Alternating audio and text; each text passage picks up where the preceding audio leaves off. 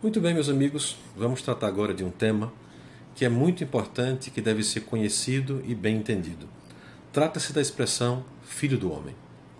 Jesus muitas vezes se chamou assim no Evangelho, e em textos importantíssimos do Novo Testamento, essa expressão aparece e define toda a compreensão daquilo que está sendo revelado por Deus.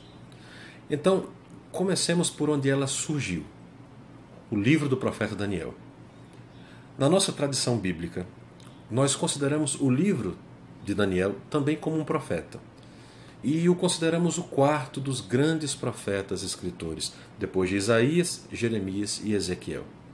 Mas, realmente, o livro do profeta Daniel é diferente do livro daqueles outros profetas. O personagem mesmo, Daniel, não pode ser considerado histórico. É um personagem literário, uma figura que foi, por assim dizer, tomado da tradição antiga como um emblemático sábio, né? E o seu caso é utilizado em época muito tardia para veicular uma mensagem apocalíptica. O livro de Daniel, propriamente dito, não foi escrito, obviamente, por Daniel. É importante distingui-lo de Jeremias e Ezequiel, que são personagens históricos, né, com casos precisos, concretos, datáveis, de Daniel, que é uma figura literária, um personagem de uma obra apocalíptica, ou seja, de uma obra de revelação. Quem escreveu o livro de Daniel viveu no segundo século antes de Cristo, na metade do século mais ou menos, durante a opressão dos gregos, quando o Império Helenista, né, conquistou Jerusalém e procurou ali impor à força a cultura helenista, a cultura dos gregos. Os gregos tinham um pouco essa mania de tentar civilizar o mundo, né? E consideravam bárbaros qualquer outros povos, inclusive os judeus, os hebreus, que eram ligados a velhas tradições, superstições religiosas. E aí os gregos procuravam civilizá-los e fazê-los perder esses hábitos antiquados, mais ou menos como o mundo moderno quer fazer conosco hoje. Muitos israelitas do segundo século se adaptaram às modas modernas dos gregos, mas alguns permaneceram obstinadamente fiéis às antigas tradições. O movimento de fiéis, que em hebraico se dizia Hassidim, devotos fiéis, eles escreveram o livro de Daniel. Escreveram para quê? Para educar as novas gerações para a resistência, para ensinar a necessidade de conservar fielmente as próprias tradições religiosas. Aquele movimento dos Hassidim era influenciado fortemente pelo pensamento apocalíptico, que era um novo modo de pensar teológico daquele momento, no qual se via a corrupção universal do mundo e se esperava intensamente, fervorosamente, a intervenção direta de Deus como Salvador. Para simplificar tudo isso, nós podemos dizer que os Hassidim apocalípticos anunciavam a iminente intervenção de Deus na história, que haveria de mudar completamente a situação e eliminaria qualquer opressão maléfica para criar um novo reino, o reino dos bons, dos fiéis, dos Hassidim. E esperavam exatamente isso. Uma página particularmente grave do livro de Daniel é o capítulo 7, que é esse que nos interessa, que vamos ler sobretudo porque introduz o personagem do Filho do Homem, que será usado por Jesus, por outros textos, inclusive o Apocalipse. É um termo técnico que Jesus quis designar a si mesmo.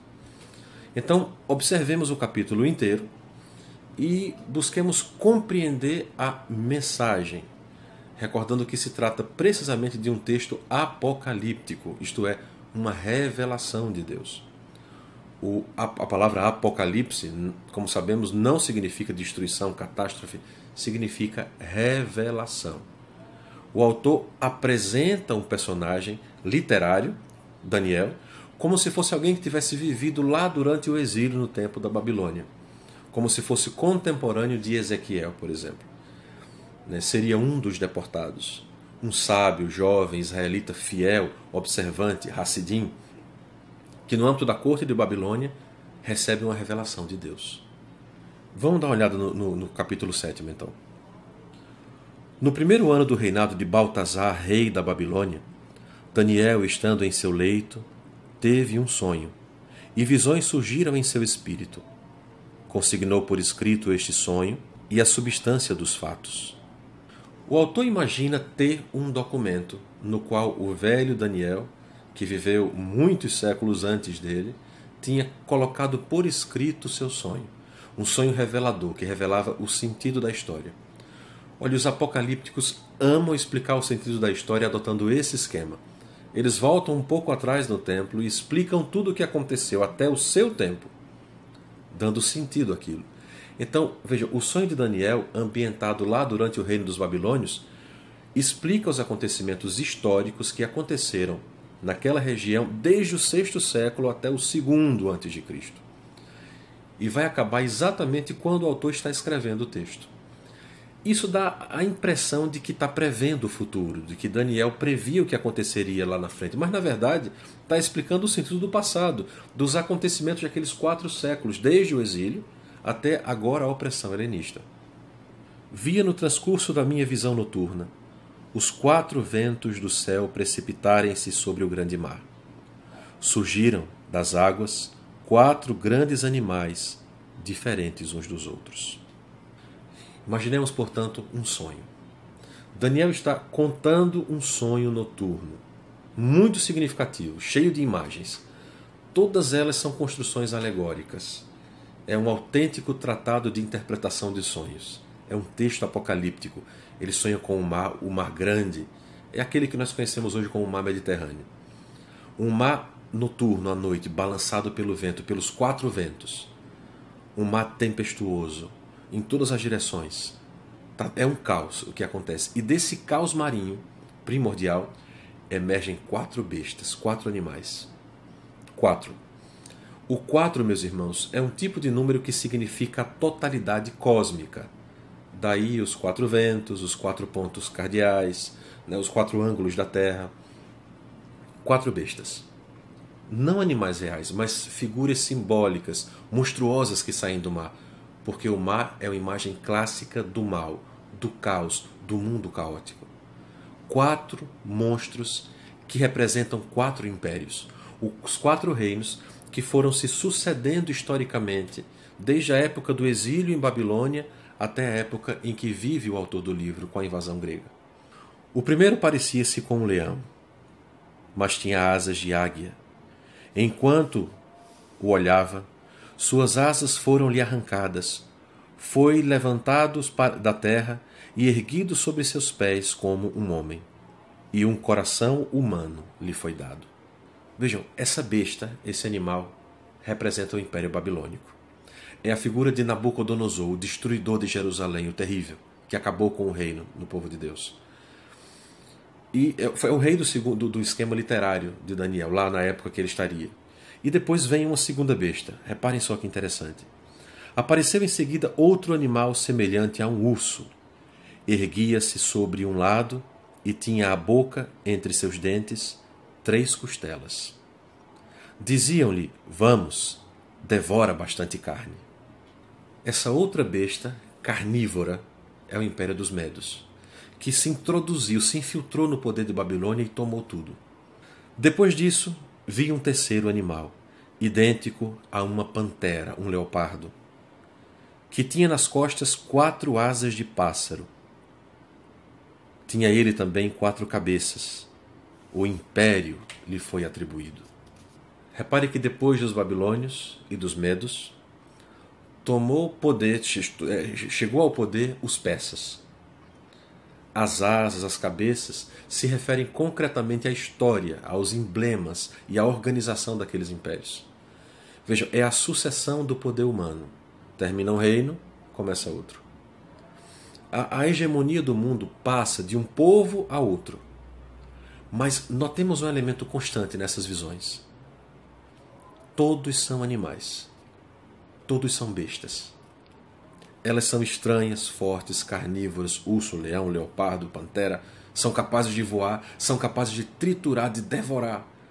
Mas elas são animais. São bestas, não passam disso. O autor está dizendo que o poder humano passa de mão em mão, mas sempre permanece bestial, animalesco. Finalmente, como eu contemplasse essas visões noturnas, vi um 4º animal, medonho, pavoroso, de uma força excepcional, Possuía enormes dentes de ferro.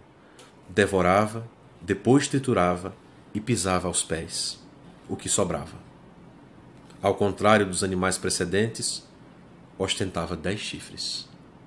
Quem representa esta besta, essa quarta besta? É o poder contemporâneo ao autor que escreve. É o Império Helenista da Síria. São os gregos que vieram como piores de todos. Isso do ponto de vista dos judeus oprimidos no segundo século, que é quem escreve o texto.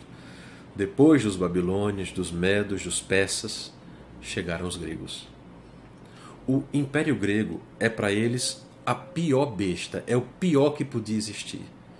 Repare como é dito, não só devora, mas aqueles que não devoram coloca sob os pés e os pisa. É a população, é a situação de uma população que se sente humilhada, pisoteada nos próprios direitos. Essa besta possui 10 chifres. Os chifres, na linguagem corrente oriental, representam poder. Um chifre é geralmente símbolo de um rei, certo? Não se pode pegar assim uma referência histórica precisa sobre isso, mas o número 10 é um número completo, um número cheio. 10 chifres, então, representam tantos reis que foram se sucedendo ao longo do tempo, numa situação nunca estruturada, nunca estável. Uma besta com 10 chifres, veja, os animais que têm chifres têm 2, e esse é um animal particular. Ele tem 10 chifres. A todo momento surge um novo chifre, ou seja, surge um novo rei.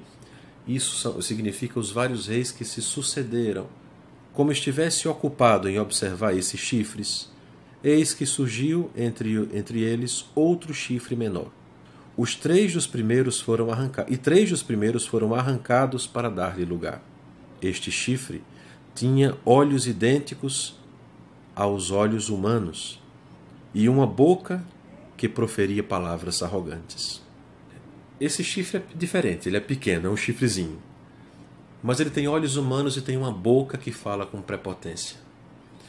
Veja, esse é um autêntico retrato do rei correspondente ao tempo do autor que escreve. É o rei Seleucida, que ocupou Jerusalém e obrigou a helenização do povo judeu. Fez coisas terríveis, assassinou até quem resistia. E ele se chamava Antíoco IV Epífanes, terrível, citado por Jesus indiretamente no Evangelho. Veja, o autor está descrevendo com linguagem alegórica um texto que Daniel teve há 4 séculos, mas ao mesmo tempo ele está descrevendo a própria história concreta. E está falando da besta que comanda o seu tempo, do rei que comanda seu tempo. E é como um chifrezinho arrogante, que despontou sobre a besta com 10 chifres, e quando surgiu, arrancou fora 3 outros chifres dos que já estavam lá. São referências concretas, históricas, à política de golpes de Estado vigente naquele momento. Mas naquela situação caótica e bestial, se abre um foco de luz e de esperança.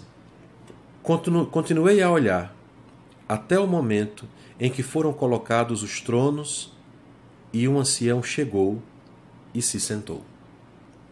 De repente a cena muda. Vejam, sobre o mar caótico, de onde despontam várias bestas, se levanta, diante do olhar de Daniel, a sala do trono. Surge a sala do trono. Repare, e Daniel contempla, como já havia feito outros, antes de ele, vários outros profetas, contempla a sala do trono de Deus. E ele vê aquele que está sentado no trono. A expressão ancião não me agrada muito, né? Porque, veja, esse texto foi escrito em aramaico. E em aramaico, dizer ancião é como dizer uma pessoa velha, né? E como esse texto foi um dos poucos conservados em aramaico, né? Em aramaico não se adota uma palavra só para falar do tempo de Deus, da idade de Deus, vamos dizer assim. Se fala de um antigo de vários dias. E veja, nós poderíamos manter na escritura algo assim, né? É um pouco estranho, mas é compreensível. Então nós podíamos colocar, pelo menos entre aspas, já que assim não é comum nos nossos dias. Mas quando se fala antigos de vários dias, o antigo de vários dias, dá para entender que é mais que um ancião. É alguém com muito tempo. Veja, é o que chamamos de eterno. Não é um velho, não é um ancião, mas é o que existe antes do tempo e por isso possui vários, no sentido de todos os dias que já existiram, desde o começo até agora. Então se fala de Deus. Brancas como a neve eram suas vestes, e tal como a pura lã era sua cabeleira. Seu trono era feito de chamas, com rodas de fogo ardente. Notem que interessante isso, né? Como aquele que viu Ezequiel, o trono de Deus é de fogo, tem rodas, mas o que interessa aqui é a presença desse antigo de vários dias que é caracterizado pelo branco, a cor da luz, da vida, da justiça, da transcendência, da eternidade. Saindo diante dele, corria um rio de fogo. Milhares e milhares o serviam, dezenas de milhares o assistiam. O tribunal deu audiência e os livros foram abertos. Não está só aquele que se senta no trono. Há uma corte imensa junto dele. Veja, se pode multiplicar 1000 por 1000 e depois 10.000 por 10.000, temos como resultado um número impressionante. São os anjos que compõem a corte celeste. São estes que têm nas mãos a sorte do mundo. Eles abrem o livro. A corte se senta e a justiça acontece. Olhei então, devido à balbúrdia causada pelo discurso arrogante do chifre, olhei até o momento em que o animal foi morto, seu corpo subjugado e a fera jogada ao fogo. Então, aos outros animais o domínio lhes foi igualmente retirado, mas a duração de sua vida foi fixada até o tempo de uma data.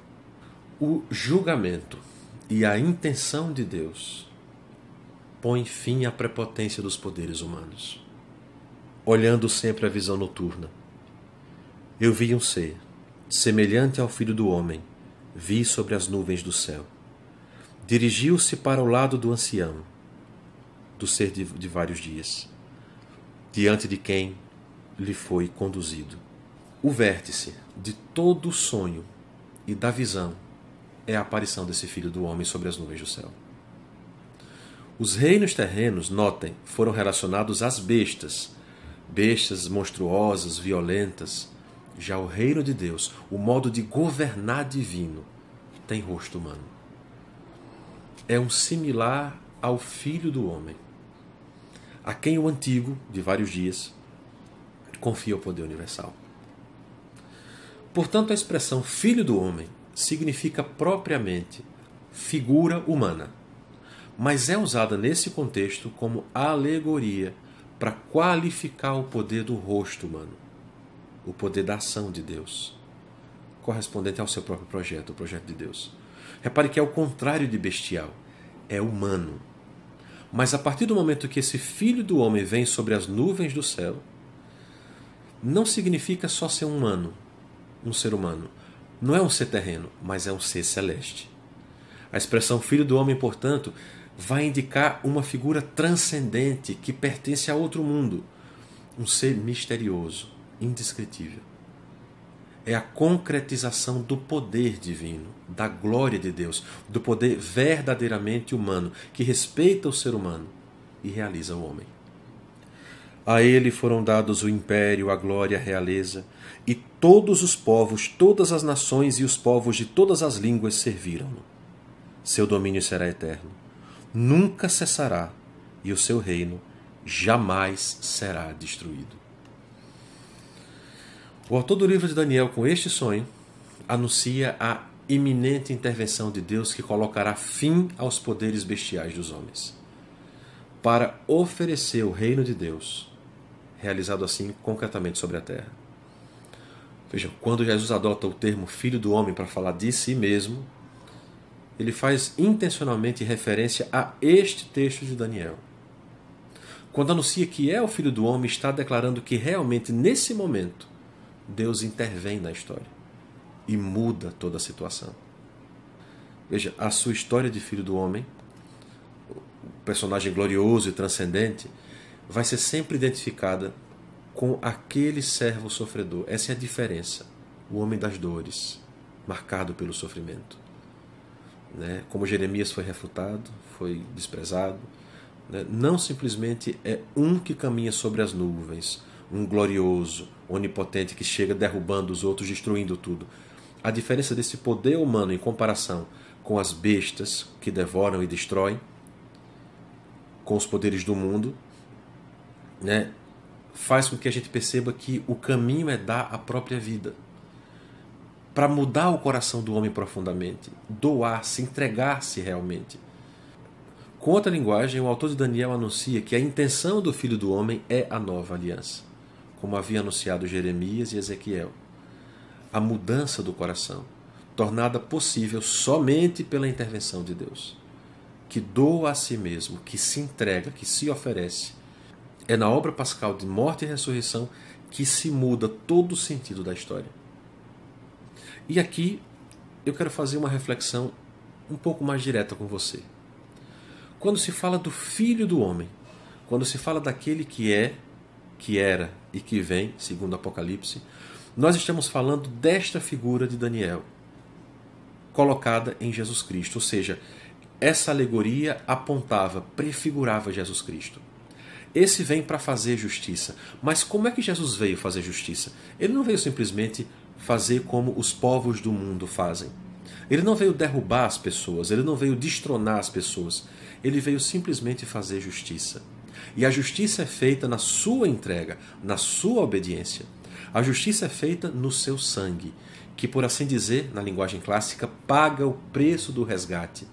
Um resgate caríssimo, que custou a vida de um Deus. E isso nos mostra duas coisas. Primeiro, o valor sublime do ser humano, feito à imagem e semelhança de Deus, e a profundidade da queda humana com o pecado. Ora, nós sabemos o valor de algum objeto, o valor de alguma coisa, por aquilo que, não somente aquilo, o preço que dão para ele, mas aquilo que ele é e representa. Então, nós sabemos que quanto custa algo por aquilo que ele produz, aquilo que ele faz. Né? E acontece mais ou menos essa dinâmica com a entrega de Jesus.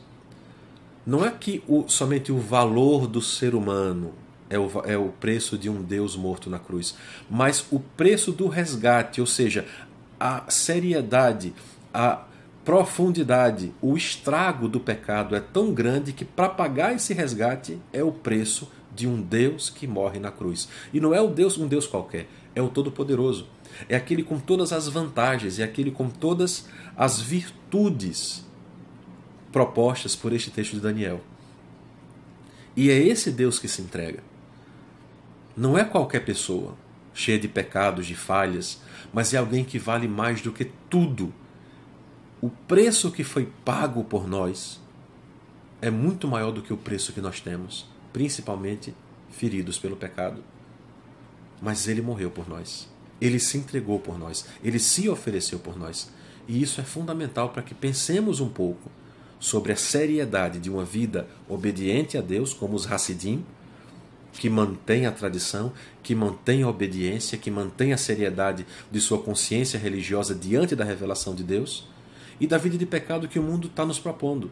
Uma vida que nos afasta de Deus, uma vida que agrava ainda mais a nossa situação, uma vida que nos tira da vida, uma vida que nos coloca diante da morte. A gravidade do pecado, a profundidade do estrago que ele causa em nós é terrível. De fato, vai matando a nossa vida e vai matando no dia a dia nossos sonhos, nossos planos, nossos projetos. O que há de melhor em nós vai morrendo com o pecado. Deus poderia vir como um trator e passar por cima de tudo e restabelecer para os bons aquilo que foi destruído pelos maus. Mas Deus quer a conversão dos maus. Por isso ele se oferece, por isso ele se entrega, por isso ele se abandona nos planos misteriosos de Deus Pai. E como Filho do Homem, ou seja, com aspecto humano, mesmo sendo Deus, feito homem de verdade, mesmo sendo Deus, ele vai pagar o resgate, ele vai se oferecer, e nessa auto-oferta a Deus Pai, ele vai nos resgatar. Quando então falamos do Filho do Homem, nessa profecia de Daniel, nós estamos falando de Jesus Cristo, que intervém na história, concretamente, não nos enganemos, que intervém na história na hora certa, do jeito certo, na medida certa, e faz o que tem que ser feito, e paga o preço, e faz justiça. É em busca dessa justiça que Deus vem realizar em favor daqueles que padecem, daqueles que sofrem, daqueles que são oprimidos, que nós encontramos a grandeza dessa imagem do Filho do Homem. Não veio como simplesmente mais forte que os reinos da terra, mas veio diferente dos reinos da terra. Veio com rosto humano, ou seja, veio com a delicadeza, veio com a grandeza do ser humano. Mas isso não exalta o ser humano em si. Isso exalta Deus, que nos dignifica e nos exalta. Ele poderia ter vindo de qualquer forma, mas ele preferiu vir, ele quis vir da forma mais correta, da forma mais adequada, da forma mais perfeita, como filho do homem, como aquele dito por Daniel, o filho do homem que intervém na história e faz justiça. A corte se reuniu, todos sentaram, o livro foi aberto e a justiça será feita. Deus intervém na história humana, Deus muda a história humana em favor dos seus, daqueles que em seu nome sofrem, daqueles que em seu nome se oferecem, daqueles que em seu nome procuram uma vida nova.